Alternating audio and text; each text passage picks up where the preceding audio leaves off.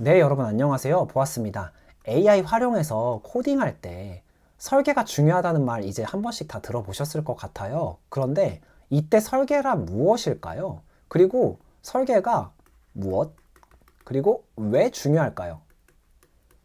제가 밑에 구체적 설계와 정밀한 프롬프트가 결과의 품질을 결정한다라는 부제를 달아두었어요. 여기에 답이 있어요.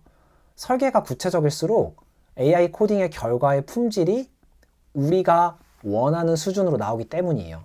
그래서 오늘 강의 다 들으시면 이 한 문장 꼭 담아가셨으면 좋겠어요. AI 코딩의 본질은 설계는 내가 하고 엔지니어가 나죠. AI는 손으로 타이핑한다. 내가 손으로 타이핑할 걸 AI가 대신 해준다. 라는 의미죠. 그래서 바로 시작해 볼게요. AI 코딩의 본질은 결국 말씀드린 것처럼 설계는 사람이 하고 코딩은 AI가 한다인데요. 여기서 코딩은 AI가 라는 말의 의미는 보통 우리가 AI가 있기 전에는 직접 타이핑을 했었어요. 그 타이핑을 하던 우리의 손을 대신하는 게 바로 AI다 라는 정의를 저는 설명드리고 싶어요. 그렇다면 사람의 역할은 무엇이냐? 결국 문제 정의와 설계다. 그 타이핑을 대신하는 손에서의 타이핑은 여기 써 있는 것처럼 구현, 코딩인 거죠. 이게 AI 역할인 거죠. 단순히 구현해 주는 것이요. 이 구현을 우리가 원하는 퀄리티 수준에 맞추려면 프롬프트가 굉장히 구체적이고 정확해야 하는데요. 그 프롬프트의 정의를 한번 같이 살펴보면요. 설계 문서, 우리가 앞서서 작성한 이 설계죠. 이것을 AI가 이해할 수 있는 형태로 번역한 것이에요. 그렇기 때문에 이 프롬프트가 정확할수록 AI가 구현한 코딩 결과물이 원하는 퀄리티로, 좋은 퀄리티를 얻을 수 있게 되겠죠. 마찬가지로 프롬프트로 전달하는 설계 내용도 구체적일수록 좋아요. 그래야지 프롬프트가 구체적일 수 있기 때문이죠. 그래서 네, 밑에 결과는 제가 설명드렸던 내용이죠.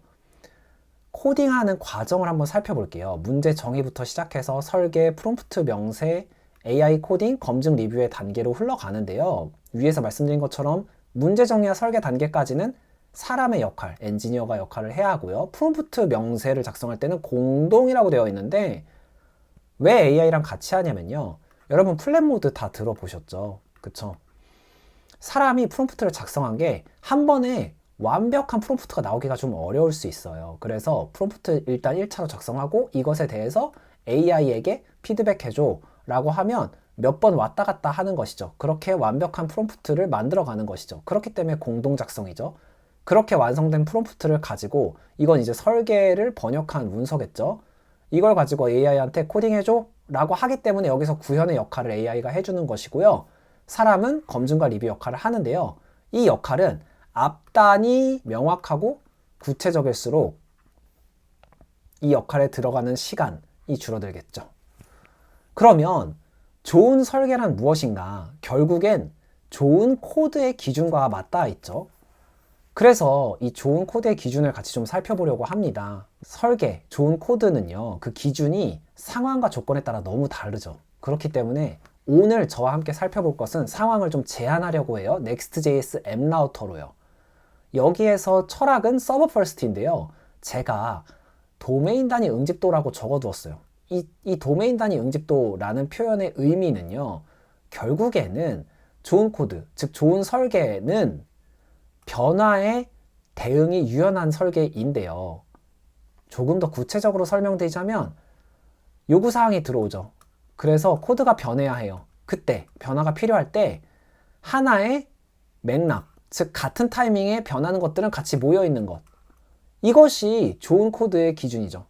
이 타이밍이 결국엔 어떤 것과 연관이 있냐면 도메인과 연관이 있는 것이죠.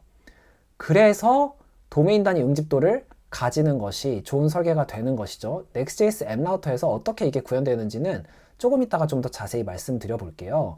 지금은 상세하게 좋은 코드에 대해서 그 기준을 몇 가지 좀 더 살펴보기 원해요. 서버 퍼스트라는 원칙은 제가 위에서 말씀드린 것처럼 Next.js 앱라우터에서의 철학인데요. 가능한 모든 UI 렌더링과 데이터 패칭을 서버에서 수행하는 것이죠. 그렇게 되면 JS 번들을 최소화할 수 있는데요. 이것도 원칙으로 두면 성능 향상, 성능 최적화에 도움이 되겠죠. 그래서 불필요한 JS를 클라이언트로 전송하는 것을 금지하고요.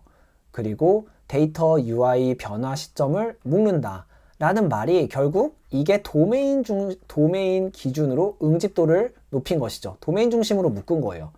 그렇게 되면 여러분 프론트엔드 개발하면 많이 느끼실 거예요. 어떤 걸 느끼시냐면 데이터 변하면 무조건 UI 따라 변하게 되죠. 그런 부분들이 많기 때문에 이거를 해결하려면 결국엔 유연하게 대응하려면 결국엔 데이터 불러오는 데이터 관련된 로직과 UI 관련된 컴포넌트 이 코드를 하나로 묶는 게 좋겠다. 어차피 같이 변화하기 때문에 라는 결론을 우리가 얻을 수 있죠. 그래서 서버 컴포넌트를 쓸 건데요. 이 서버 컴포넌트 안에서는 패치와 렌더 관련된 로직들을 결합해서 도메인 단위로 응집하게 한다.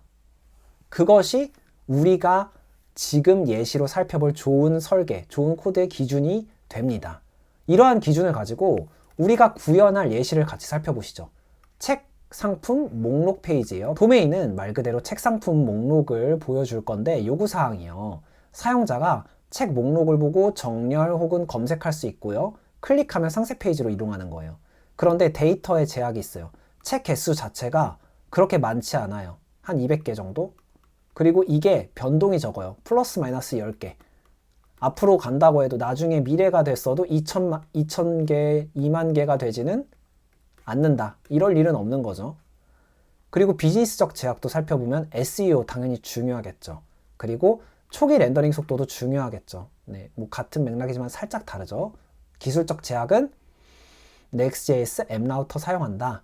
그렇기 때문에 초기 렌더링 속도가 중요하니까 클라이언트 번들을 최소화하면 JS 번들이요. 그러면 당연히 렌더링 속도 빨라지겠죠. 네.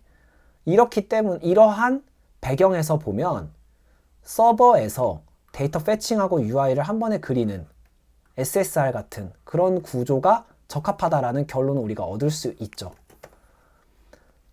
그렇지만 항상 그게 맞는 게 아니기 때문에 대안을 좀 같이 살펴보려고 해요. 우리가 가장 많이 구현할 때 활용하는 다른 설계, 비안에 대해서 먼저 잠깐 짚고 넘어갈게요. 리액트 쿼리 쓰는 건데요. 클라이언트 사이드 렌더링이죠. 이 구조 정말 많이 사용해요. 이것이 필요한 환경과 조건도 분명히 있고요.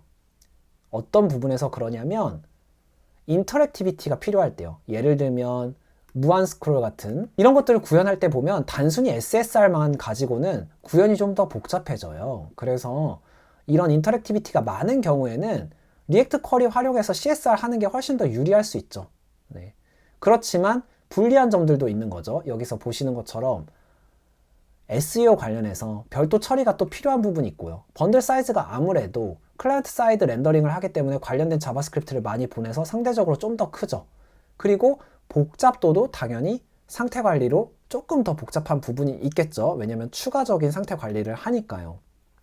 그래서 제가 앞서서 말씀드린 것처럼 우리는 서버 컴포넌트를 활용한 서버 중심, 서버 퍼스트의 아키텍처로 선택을 하고 그거를 구현하기 위한 프롬프트를 작성을 하려고 하는데요.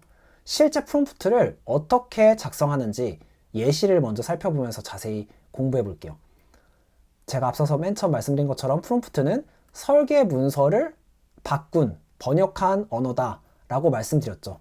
설계가 서버 퍼스트 기준이라는 거는 앞서서 한번 짚고 넘어갔기 때문에 그걸 어떻게 프롬프트로 바꾸느냐 봤을 때는 뭐 롤베이스 제가 적어두긴 했는데 약간 느낌적인 느낌이라 여러분이 플러스 하셔도 되고 빼도 될 것 같아요. 왜냐면 어떤 논문에서 보면 더 이상 이런 롤베이스 전문가 역할을 주는 게 큰 의미가 없다고 하기도 하더라고요.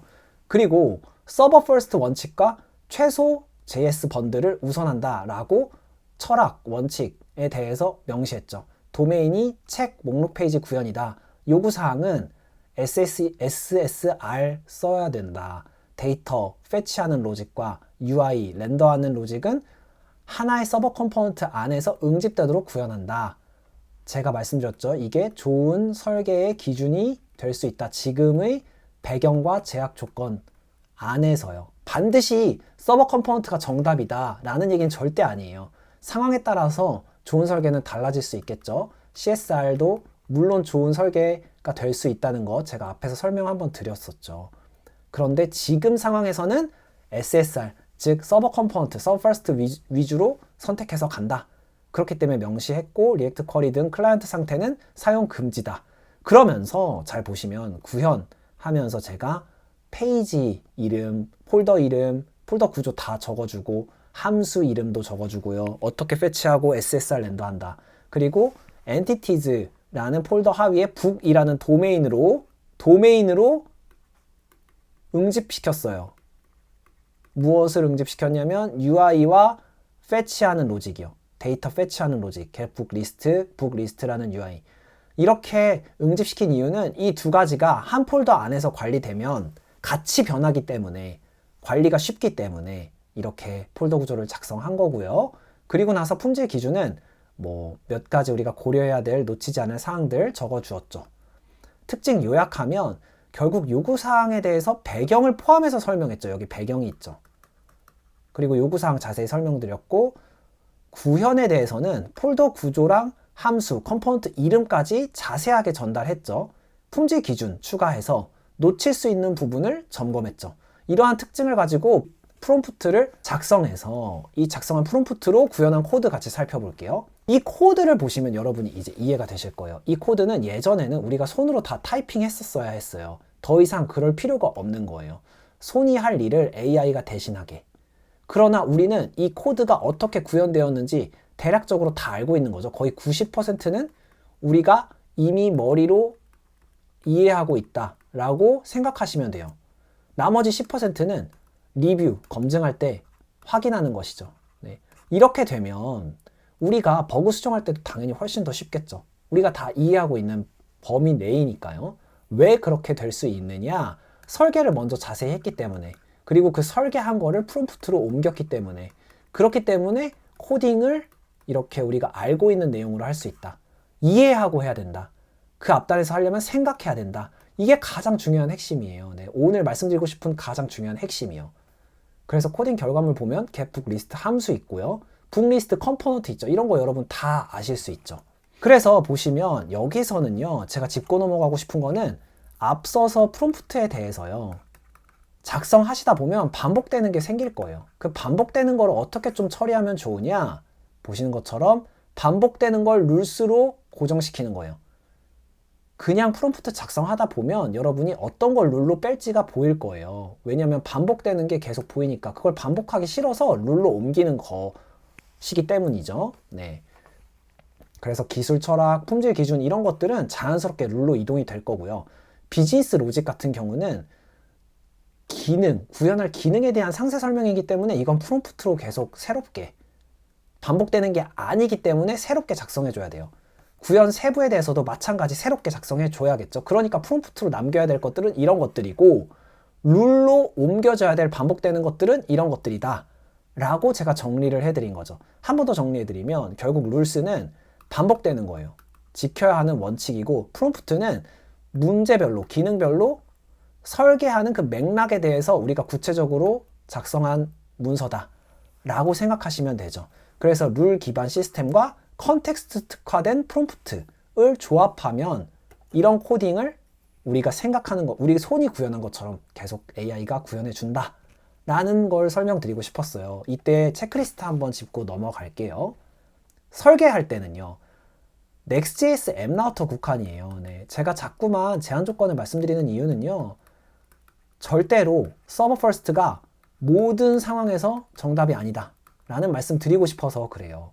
이때 Next.js 앱 라우터 쓸 때는 서버 컴포넌트 쓸 거니까 이때 서버 퍼스트가 정답이다. 그럴 때는 데이터와 UI가 도메인 단위로 묶였는지를 점검하면 좋고요. 서버 컴포넌트 주로 활용했는지, 인터랙티비티는 클라이언트 컴포넌트 쓰는 게 더 유리하다고 말씀드렸었죠. 네, 그리고 그렇게 될 수밖에 없고요. 서버에서는 브라우저 이벤트를 받을 수가 없잖아요. 그러니까 당연히 인터랙티비티를 처리하기가 어렵죠. 네, 인터랙션을요. 그리고 프롬프트는 룰과 프롬프트 구분해야 된다. 반복되는 것만 룰로. 그리고 프롬프트는 명시적으로 설계 문장을 잘 작성해야 한다. 코드에 대해서는 이런 결합 구조 유지되는 점, 클라이언트 JS 번들이 최소화되었는지, 서버 로직이 클라이언트로 넘어가지 않았는지 같은 맥락이죠. 이런 것들 점검하시면 돼요. 네. 그렇게 해서 설계란 무엇인가, 그리고 왜 설계가 중요한가, 결국 우리가 손으로 구현한 것처럼 하는 건데, 결론 한번 짚고 넘어갈게요. Next.js 앱 라우터에서는 서버 컴포넌트 설계할 때는 도메인 단위로 응집하면 효율적이다 라는 거 한번 짚고 넘어가고요. 오늘 가장 하고 싶은 얘기 두 가지인데요. 뭐 한 가지죠, 결국은. AI 코딩 품질은 결국 설계의 구체성과 문장화된 의도, 이거 프롬프트죠. 네. 설계, 프롬프트, 구현, 이 순서 여러분 기억하시면서 설계는 내가, 코딩, 타이핑은 AI가 한다 라는 이 문장 여러분 담아가시면 오늘 제가 여러분께 설명드리고 싶은 내용은 다 가져가시는 거예요. 여러분 함께 공부해 주셔서 너무 감사드리고, AI 시대에 코딩할 때 생각을 안 하면 사실 안 되긴 해요. 굉장히 위험하죠. 네, 그래서 엔지니어라면 반드시 생각하시고 설계하셔야 된다는 점, 그렇게 설계하고 프롬프트 작성해서 코딩, 타이핑만 AI에게 부탁해야 한다는 점 여러분 다시 한번 말씀드려 봅니다. 네, 여러분이 훨씬 더 발전시키셔도 될 것 같아요. 하시면서 노하우 또 쌓이시고 또 얘기 나눌 거 있으면 댓글로 공유해 주세요. 감사합니다. 그럼 함께 공부해 주셔서 대단히 감사드리고 인사드릴게요. 그럼 안녕.